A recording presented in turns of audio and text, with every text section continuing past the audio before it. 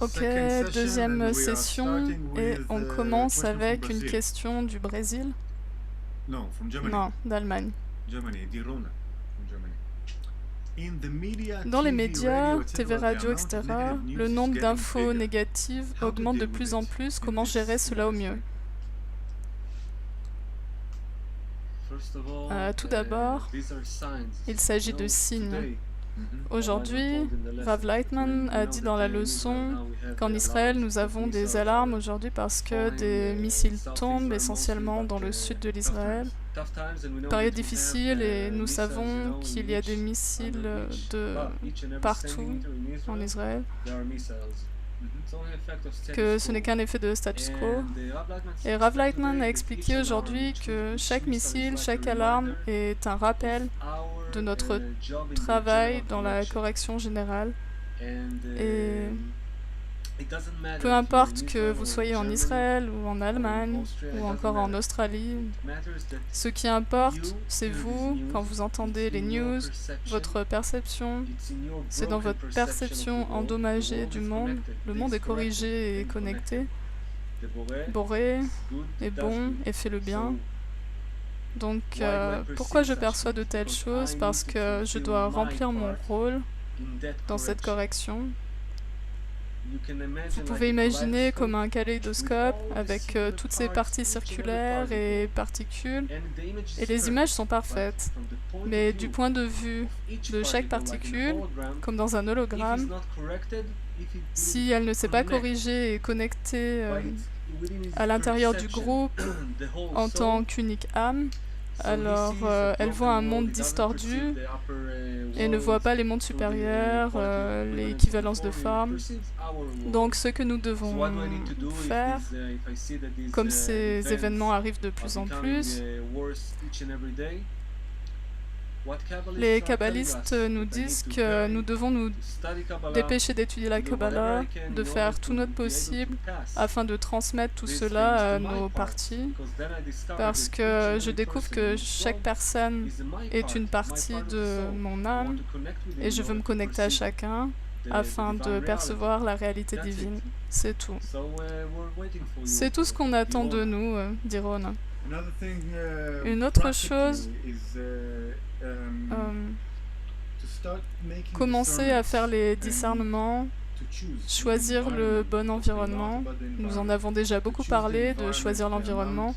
Choisir donc par rapport à la quantité de temps durant laquelle vous êtes dans tel environnement, par rapport à la réception, le plan physique et non corrigé, par rapport au temps que vous passez dans l'environnement qui vous amène à la spiritualité. Nous ne vous forçons pas à être détachés de ce monde totalement et de vivre comme des moines reclus, ni de vous débarrasser de tous les appareils électriques chez vous, mais toutefois, d'être connecté à ce monde et d'être conscient, mais de le faire de façon vraiment critique, commencer à regarder, chercher les forces qui commandent ce monde, l'ego, l'humanité, et essayer de les voir se mettre en œuvre, et vous allez être capable de les voir comme une seule et unique force dirigeant l'humanité en arrière-plan. Et notre devoir est de diriger l'humanité au premier plan. Et ensuite, tout va commencer à être connecté. Donc, tout est fait créer en termes de mesure et d'équilibre, qui sont des mots-clés dans le chemin de la Kabbalah. Brésil. Alors, ce qui nous apparaît est que rien ne peut arrêter le développement de l'ego. Pourquoi?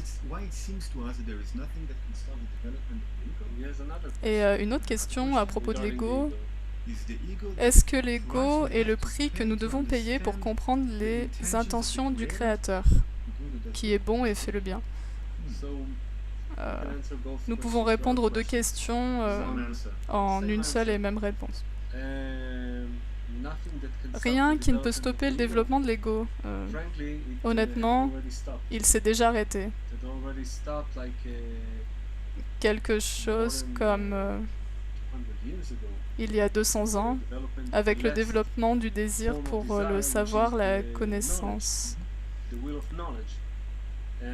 Et depuis ce moment-là, nous avons atteint un certain seuil dans le développement des désirs corporels. Ces 6 désirs comme les désirs de type bestial, ceux de type animal et humain. Et maintenant, nous ne savons pas quoi faire, comment satisfaire tous ces désirs.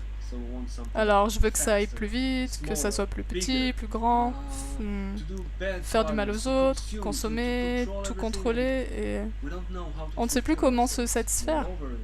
Et en plus de ça, nous avons tout un système, le système de dons qui est révélé, qui nous est révélé à travers la forme de la crise, que nous sommes tous connectés, mais nous n'avons aucune indication de quoi faire avec tout cela. Donc, vraiment, le développement de l'ego s'est arrêté. Et nous parlons de l'ego du plan physique. Mais si nous parlons de l'ego spirituel, nous ne voulons pas qu'il s'arrête, bien au contraire. Nous voulons qu'il se développe jusqu'aux dimensions de l'infinité du Kli. Oui, le vaisseau, l'infini Kli, qui peut percevoir l'intégralité des qualités, toute la lumière du Créateur. Donc nous ne voulons pas l'arrêter. La Kabbalah ne limite aucun désir, aucun trait, aucune tendance, mais nous permet seulement de donner à tout cela la forme correcte. Et pour la deuxième question, idem, le prix que nous devons payer pour comprendre les intentions. Non, l'ego n'est pas le prix que nous devons payer. L'ego est le prix que nous recevons.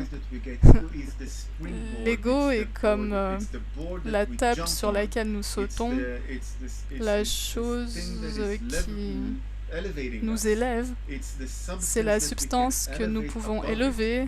Au-dessus de ça, c'est la matière. Si nous n'avons pas d'ego, nous ne voulons rien. Comme nous avons étudié dans les dernières leçons, vous savez, l'avantage de la lumière à partir des ténèbres.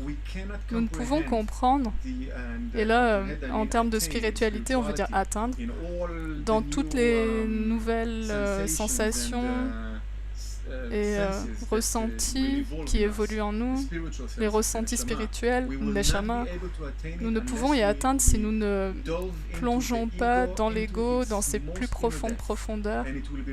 Cela va nous être révélé de plus en plus et nous devons être prêts pour ça.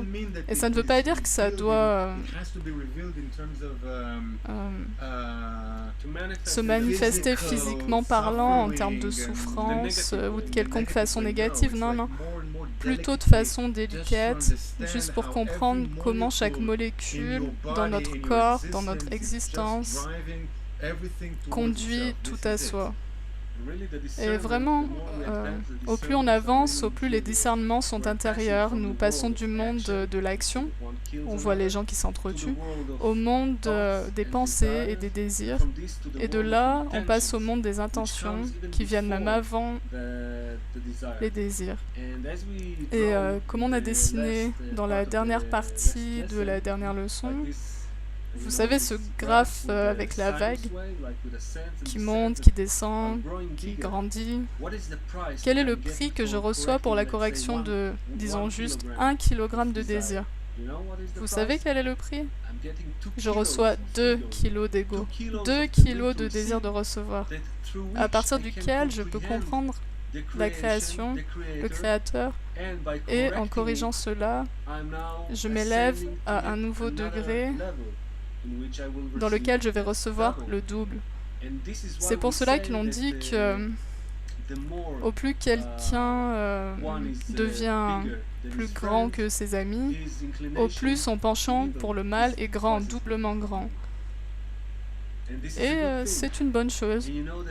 Et vous savez, le pénultième niveau, avant la fin de la correction, C'est écrit dans le Zohar. Rabbi Shimon, l'auteur du Zohar, écrit qu'il se sentait comme quelqu'un du marché, quelqu'un d'ordinaire, comme quelqu'un qui vend des tomates, des pastèques, qui regarde le mondial comme tout le monde. Ok, bon, peut-être pas vraiment comme ça, car ça date de plus de 1000 ans, mais vous comprenez qu'il a vraiment atteint un état dans lequel rien, et vous pouvez comprendre, juste 1 degré avant la fin de la correction, où vous percevez déjà le Créateur et tout, et de ce niveau, il s'est retrouvé tout en bas. Mais il savait que de cet état, il s'élèverait, réaliserait et atteindrait la correction finale et le Créateur dans sa forme la plus parfaite. Allez, clip suivant.